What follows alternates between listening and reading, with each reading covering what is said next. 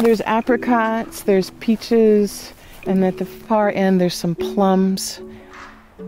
You can hear Francisco in the ladder right now. Even though we're in full bloom, he's still pruning. He and Jeff are pruning back and shaping the trees. Muy bonita. Muchos abejas.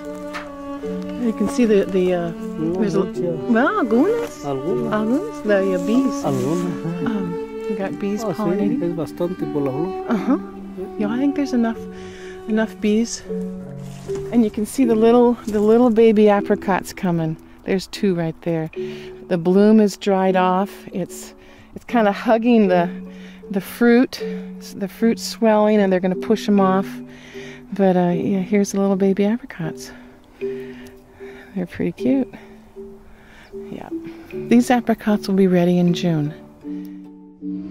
Each one of the individual row units is dropping a seed about every 7 to 8 inches apart.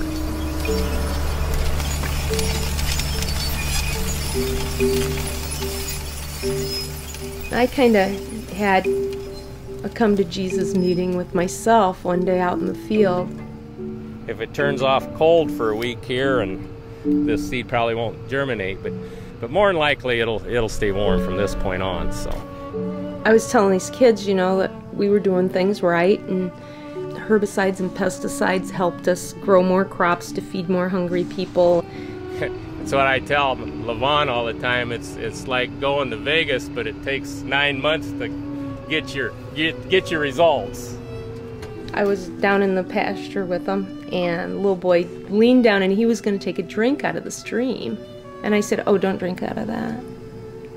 And he kind of looked at me like, "Why can't I drink the water?" And it dawned on me that if we were doing a really good job, our kids could drink the water.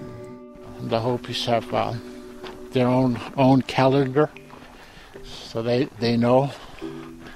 Like my father, he used to look at different plants, and when they're starting to get green, certain plants, and he say it's time, it's time to plant.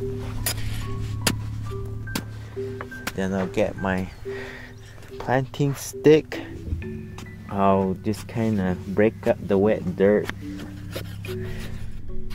These lima beans, these seeds are like real hardy. I'll put about 6 in there.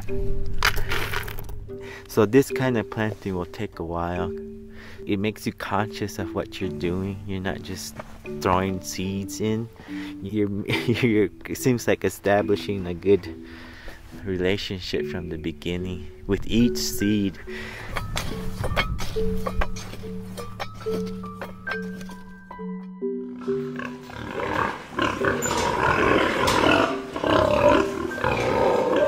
Okay, this is the gas station house. It's 100 feet long by 34 feet wide, a sows on one end, and I have 12 pigs to the pen, growing pigs. And I got roughly 130 in here.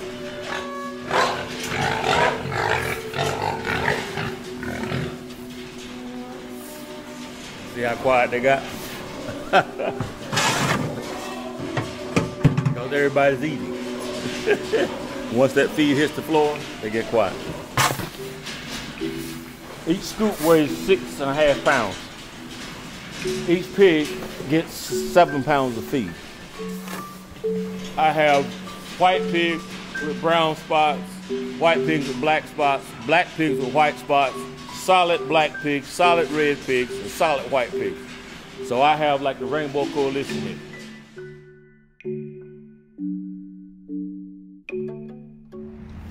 It took me quite a long time to realize that it was more than just being a stupid farmer or a dumb farmer. And I always had respect for my father and how hardworking he was. That was never in question. But I always felt like I wanted to be something more, something better. I tried out a whole bunch of different careers. I've been a carpenter, I've been a mechanic. It always came back to wanting something in a job that I could find right here. The best part of working on a farm is at the end of the day you can sit back and say I did that or I planted that, and looking at the animals and seeing how healthy they are. You fed them, you cleaned them, you took care of them.